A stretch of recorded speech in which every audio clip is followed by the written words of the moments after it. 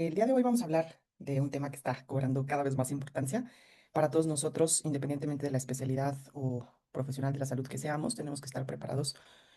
Pues además de todos los beneficios metabólicos que ya sabemos que nos dan los agonistas del receptor de GLP-1 y de GIP, pues tenemos que saber también sobre sus complicaciones. Entonces vamos a hablar hoy sobre su impacto en la salud ósea. Un poquito sobre la introducción de la revolución de estos fármacos, posteriormente la fisiopatología de la pérdida de peso y el impacto óseo, la evidencia que tenemos tanto preclínica como clínica en animales y en humanos, y poder nosotros identificar a los pacientes o las poblaciones de riesgo que tengan más fracturas y diferencias entre estos fármacos, y también llevar a cabo estrategias de prevención y finalmente hablar sobre las conclusiones.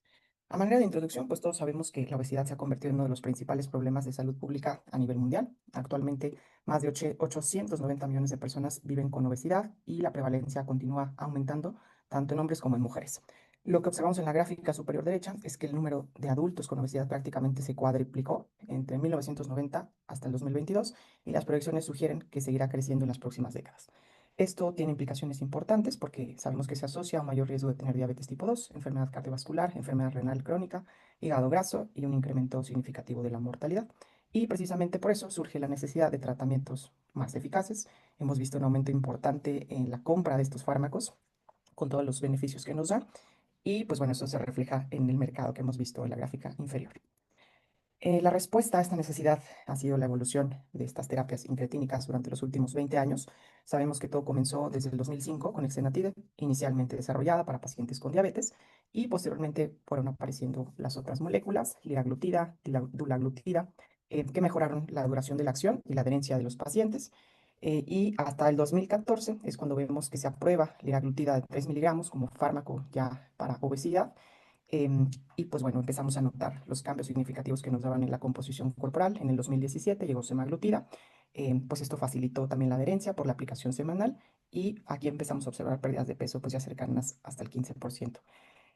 Y entre el 2023 y 2024, aquí en México pues nos llegó un poquito más tarde, pero notamos que con tirsepatía los pacientes tienen pérdidas de peso superiores al 20%, acercándose a lo que solo veíamos con la cirugía bariátrica.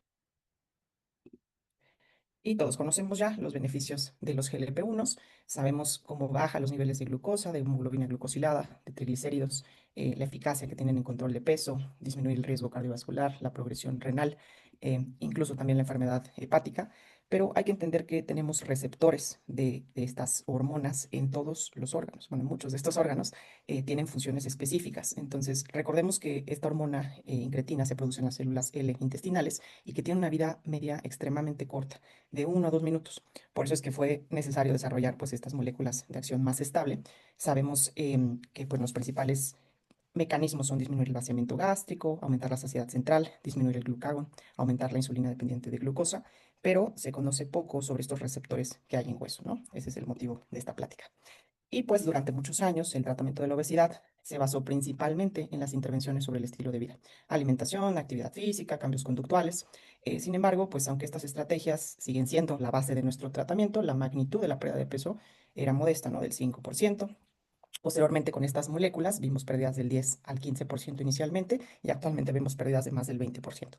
Vienen nuevas moléculas, probablemente tendremos mayores resultados, pero pues aquí aumenta una pregunta muy importante que antes no era muy relevante sobre qué es lo que realmente estamos perdiendo de este peso, ¿no? Porque no únicamente pierde grasa. El peso corporal está formado por grasa, músculo, hueso, agua y todos ellos pueden verse afectados durante esta pérdida de peso, sobre todo si es importante y rápida.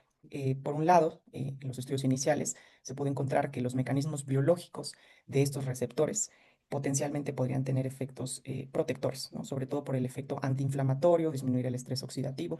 Hemos visto en enfermedades autoinmunes o reumatológicas, por lo menos nosotros en la práctica, que los pacientes se quejan menos de dolor articular, pero pues ahora vamos a ver qué pasa con el hueso. Los primeros estudios preclínicos, que son en modelos murinos, en ratitas, fueron muy interesantes. De hecho, generaron bastante entusiasmo porque sugerían que estos fármacos podían tener efectos protectores en el hueso. Esto es uno de los principales estudios. Vimos fue que actúa directamente sobre el osteoblasto, que son las células formadoras de hueso. Los GLP-1 vimos que promovían proliferación, diferenciación y actividad osteoblástica, principalmente mediante la activación de las vías osteogénicas, que son la de la WNT betacatenina y AKT, y esto favorecía una señalización anabólica ósea. Además, se observó también un aumento en los marcadores relacionados con la formación ósea, que es el RON-X2, ALP, fosfatasa alcalina, P1NP y osteocalcina. También, por otra parte, se describió inhibición de la resorción ósea. Estos fármacos reducían la actividad de los osteoclastos y aumentaban la expresión de osteoprotegerina. Recordemos que la osteoprotegerina es como un freno de la actividad osteoclástica.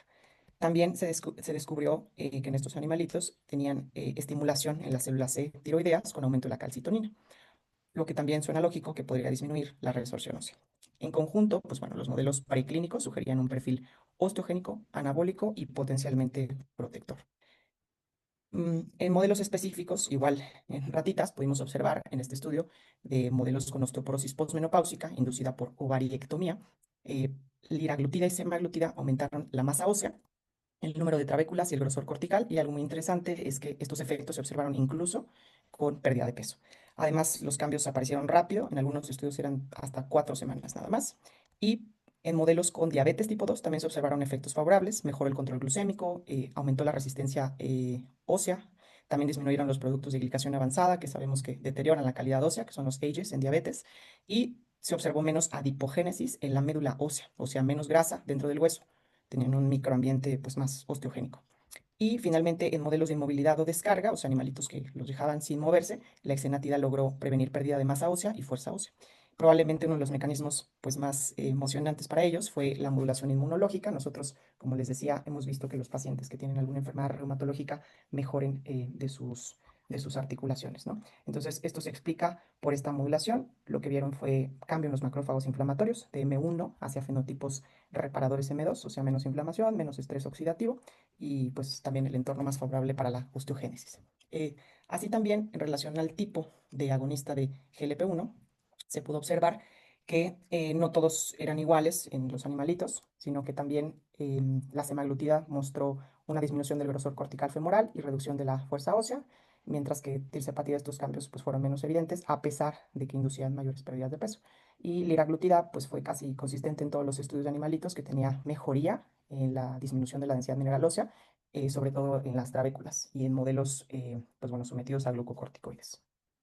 Las diferencias aquí, pues, que observamos en los modelos animales o en los estudios preclínicos, a diferencia de los estudios que tenemos en humanos, es que pues, muchos de los efectos se obtuvieron con dosis 10 a 20 veces mucho más alta que con los estudios en humanos. También existe una diferencia biológica importante. Los roedores tienen más receptores de GLP-1 en las células C tiroideas y liberan también más calcitonina. La calcitonina inhibe la resorción ósea, por lo tanto los roedores podrían tener otra vía de protección que en humanos pues es mínima. De hecho, los ratoncitos knockout para receptor de GLP-1 tenían huesos más frágiles, menor resistencia biomecánica y pues estos roedores también no estaban viviendo lo que vemos ahora, ¿no? Restricción calórica importante, pérdida masiva de peso, pérdida muscular significativa y cambios conductuales con disminución de la carga mecánica. Ahora sí vamos a hablar sobre los estudios clínicos, o sea, en humanos. Antes de pasar a los específicos de los GLP-1, hay que recordar que antes de la era de estos fármacos ya existían señales de alerta sobre las pérdidas de peso intensas o sostenidas. Este es el estudio Lucahet de 5.145 pacientes con diabetes tipo 2, de edad entre 45 y 76 años, con un índice de masa corporal de 36, con un seguimiento cercano a 10 años. Compararon una estrategia intensiva de restricción calórica y pérdida de peso contra soporte y educación convencional. Y aunque no aumentaron todas las fracturas, sí se observó un incremento del 39% en fracturas osteoporóticas mayores, con un hazard ratio de 1.39. Y esto es muy importante porque aquí las pérdidas de peso pues, fueron moderadas. Estamos hablando de 6% aproximadamente y sabemos que hoy con los fármacos vemos pérdidas del 15 al 20%. Entonces, ahora sí, hablando de un estudio sobre estos fármacos, fue uno de los estudios más amplios, es un metaanálisis de 25 ensayos clínicos aleatorizados. Predominantemente los pacientes eran con diabetes tipo 2 y pues los GLP-1 utilizados fueron los más viejitos, liraglutida, exenatida, dulaglutida, albiglutida y benaglutida. Evaluaron aquí fracturas, densidad mineral ósea y marcadores de remodelado óseo. Los objetivos primarios fue evaluar fracturas y densidad mineral ósea, y los secundarios cetelopéptidos, osteocalcina, P1NP, fosfatasa alcalina, vitamina D. De manera global, no encontraron aumento en el riesgo de fracturas. De hecho, observaron incrementos modestos en la densidad mineral ósea. Y además, lo que se observó fue que los marcadores bioquímicos pues, parecían favorables, ¿no? Bajaron los cetelopéptidos, o sea, menos resorción, y aumentaron los marcadores de formación ósea, que fue osteocalcina y P1NP. Pero bueno, aquí hay que interpretar los datos con cuidado. No era un escenario actual, ¿no? No tenían un diseño específico. Estos estudios de pérdida masiva de peso no estaban en déficit calórico, muchos pacientes no estaban perdiendo más del 15% del peso y pues utilizaron los fármacos más antiguos, como les mencioné. El seguimiento también de algunos de estos estudios fue muy corto, hasta de 2, 3 meses. Y pues bueno, aquí hay que entender que el hueso sí podía beneficiarse del GLP-1 hasta que la pérdida es demasiado intensa o rápida. Este es otro estudio bastante relevante para esta sesión. Fue un ensayo clínico aleatorizado doble ciego controlado por placebo de 64 adultos, 86% fueron mujeres, esto es bastante importante, no tenían diabetes, pero sí tenían riesgo de fractura, ya sea que tuvieran osteopenia en la densitometría ósea con un T-score entre -1 y -2.5 o fracturas previas, recibieron semaglutida de 1 miligramo semanal durante un año, ¿no? Fueron en total 52 semanas. Además de densitometría ósea, se les realizó tomografía computarizada de alta resolución, algunas biopsias óseas y microindentación. Los pacientes perdieron aproximadamente 7 kilos, sin embargo, los marcadores de resorción ósea, como pudimos ver en este estudio, se incrementaron casi el 55%, 54.8%, y al mismo tiempo también se observó disminución de la densidad mineral ósea, 1% en columna lumbar y 2.6% en la cadera total. También se observó que no se aumentó significativamente el P1NP, que son las gráficas que están acá abajo. No, perdón, esa es la de arriba y los heteropéptidos es la de abajo. Em, y pues bueno, aumentó la resolución ósea, no aumentó la formación ósea compensatoria y la pérdida de peso sí se correlacionó en este estudio directamente con la magnitud de la pérdida ósea. Y bueno, claro, es un estudio, una cohorte pequeña, predominantemente fueron pacientes de raza blanca y la duración solo fue de un año. Y pues recordemos que, como les mencionaba, no toda pérdida de peso es automáticamente positiva. Hoy entendemos que perder músculo y hueso no tiene las mismas implicaciones que perder grasa visceral. La obesidad y las fracturas tienen una relación mucho más compleja de la que pensábamos. No solo depende de la densidad mineral ósea, influyen todos estos factores: sarcopenia, fragilidad, riesgo de caídas, distribución de la grasa, inflamación y comorbilidades metabólicas. Muchos pacientes con obesidad, de hecho, tienen muy baja calidad muscular. Coexiste la obesidad con la sarcopenia. Un paciente con obesidad no necesariamente tiene un esqueleto protegido como pensábamos, y además el músculo y el hueso pues sabemos que están conectados metabólicamente. Entonces, cuando inducimos pérdidas de peso muy rápidas, podemos alterar simultáneamente el músculo, el hueso y la composición corporal, ¿no? Y esto es especialmente importante en el contexto de pacientes que tengan osteopenia, osteoporosis, menopausia, adultos mayores, sarcopenia y también la inmovilidad. Pues bueno, esta diapositiva explica bastante el mecanismo por el cual podemos tener esta pérdida de hueso. Es bastante relevante recordar que el hueso es un órgano mecanosensible, o sea, no es una estructura estática, se va adaptando continuamente a la carga mecánica que recibe. Cuando hay una pérdida de peso significativa, sabemos que disminuye la carga mecánica, disminuye el estímulo osteoblástico y aumenta el remodelado óseo. Probablemente eso explica por qué empezamos a ver en esos estudios incremento en los marcadores de resorción ósea. El hueso se puede ser que interpreta esta pérdida de carga como una señal para reducir la masa ósea. Cuando el cuerpo pierde peso rápidamente, disminuye la fuerza que habitualmente pues está ejerciendo sobre el esqueleto y empieza a remodelarse para adaptarse a esa nueva demanda biomecánica.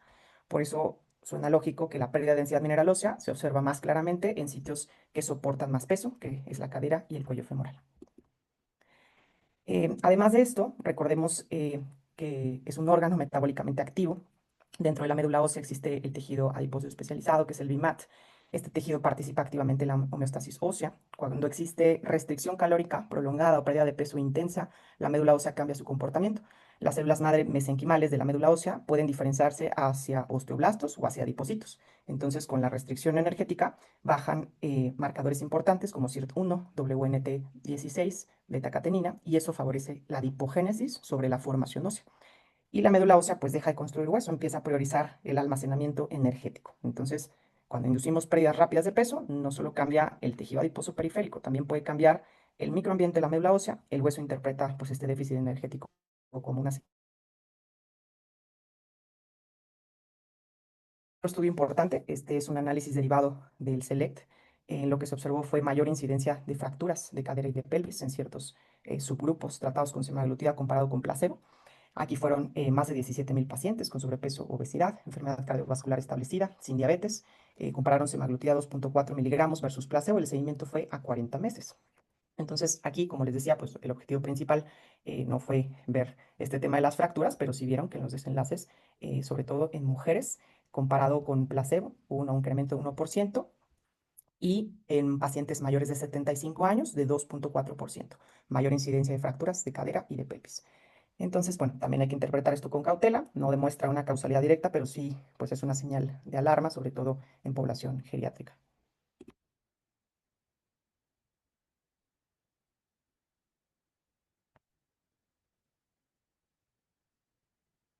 En este otro estudio, pues se observó, es un metaanálisis de 44 ensayos clínicos aleatorizados, casi 48.000 pacientes con diabetes. Aquí se evaluó el riesgo de fractura asociado a los agonistas de GLP-1 y el hallazgo más importante fue que el uso prolongado, más de 78 semanas para ellos, se asoció con una reducción del 23% en riesgo de fractura, con un riesgo relativo de 0,77. Y bueno, esto parece contradictorio con los estudios en obesidad sin diabetes, pero probablemente refleja lo que sabemos, que en diabetes el problema óseo es distinto, ¿no? Aquí pues hay que interpretar con mucho cuidado, eran pacientes con diabetes, no era obesidad tratada agresivamente, no estaban perdiendo demasiado peso. Y también fue un estudio que se realizó con estudios antes de la era de semaglutida, tirzepatida, ¿no? Muchos estudios también tuvieron seguimiento corto. Y este es un punto muy importante, ¿no? Los efectos óseos son diferentes en pacientes con diabetes tipo 2. Los pacientes con diabetes sabemos que tienen mayor riesgo de fractura, aunque muchas veces en su densitometría ósea se vea normal la densidad mineral ósea. El problema pues no es la cantidad, sino la calidad del hueso.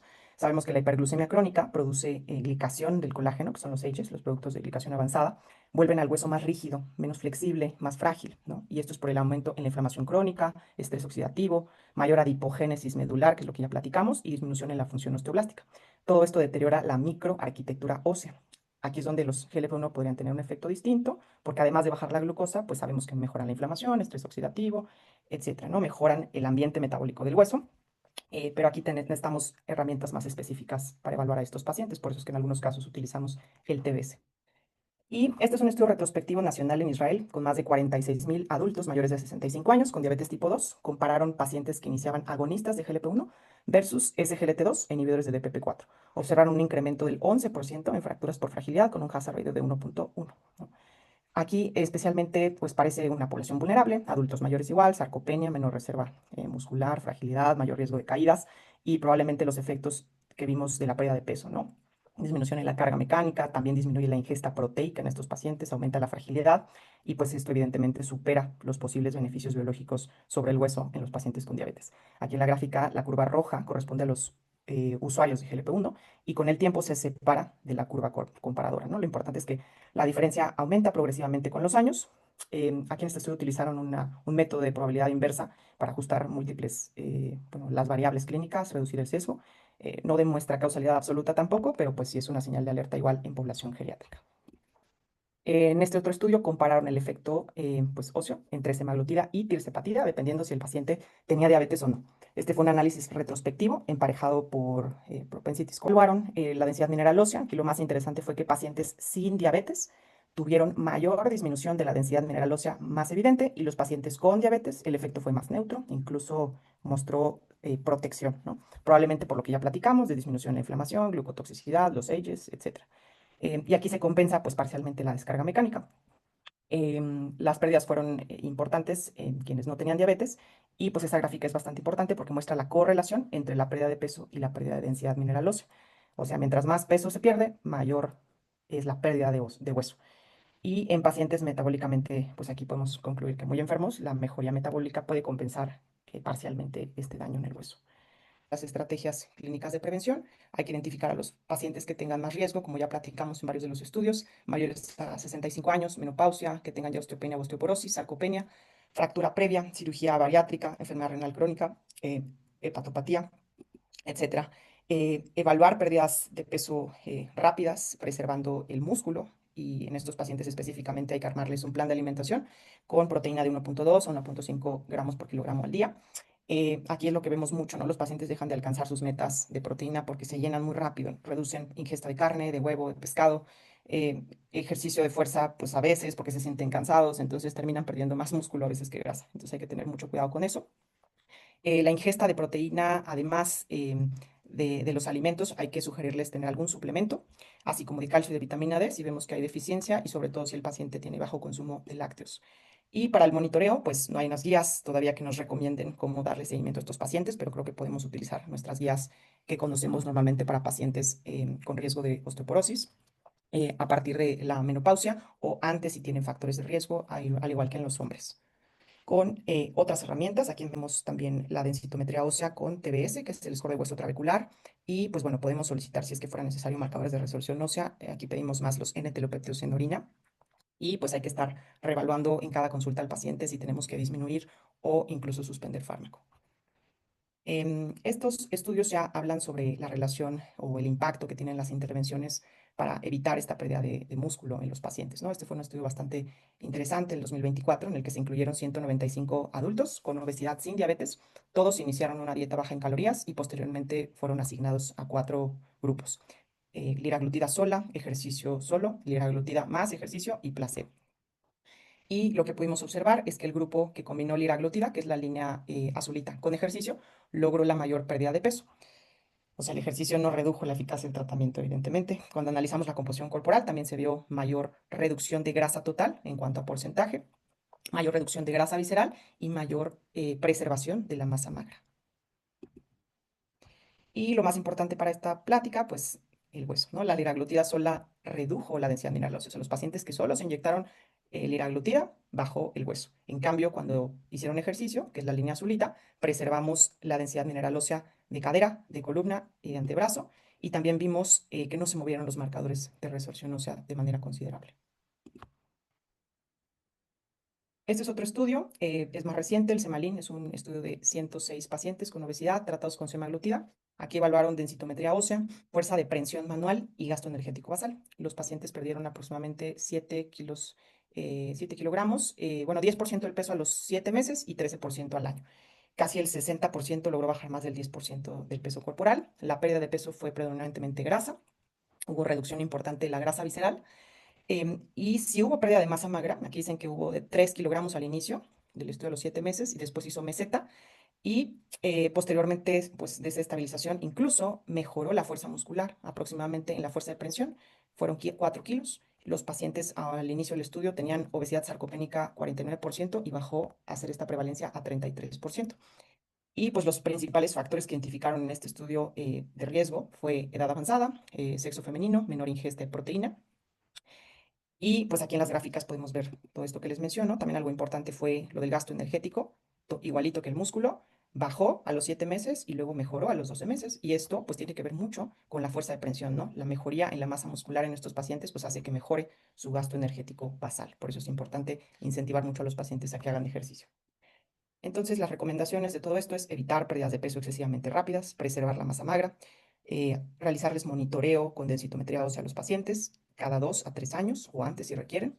Sobre todo, tener especial vigilancia en los pacientes mayores de 65 años con factores de riesgo. Suplementación entre 1000 a 1200 miligramos de calcio y niveles de vitamina D entre 30 y 50. La mayoría aquí en la Ciudad de México tenemos deficiencia, entonces lo ideal sí es suplementarlos de calcio, a menos de que no consuman nada en la dieta, pero generalmente no necesitan todos los pacientes. Y el entrenamiento físico, pues obviamente tenemos que armarles un plan de fuerza, resistencia, supervisado y pues es la única intervención hasta ahora comprobada que previene la pérdida ósea. Vienen nuevas moléculas que podrían incrementar la masa muscular, pero por ahora hay que ponerlos a hacer ejercicio y comer más proteína. Las conclusiones de esta plática son que los receptores de GLP-1 y los agonistas duales revolucionaron el tratamiento de la obesidad con pérdidas de peso comparables a la cirugía bariátrica, que la pérdida de peso rápida sabemos que puede modificar tanto la masa magra, la densidad mineral ósea, el remodelado óseo con este cambio en la carga mecánica, que el riesgo de fracturas es mayor en pacientes sin diabetes, en adultos mayores y en los que usan tirzepatida, ¿no? Que es la mayor pérdida de peso. Y el objetivo del tratamiento para todos nosotros no debe ser bajar kilos de peso, sino preservar el músculo, la función y el hueso. Y eso sería todo. No sé si tengan alguna duda o comentario.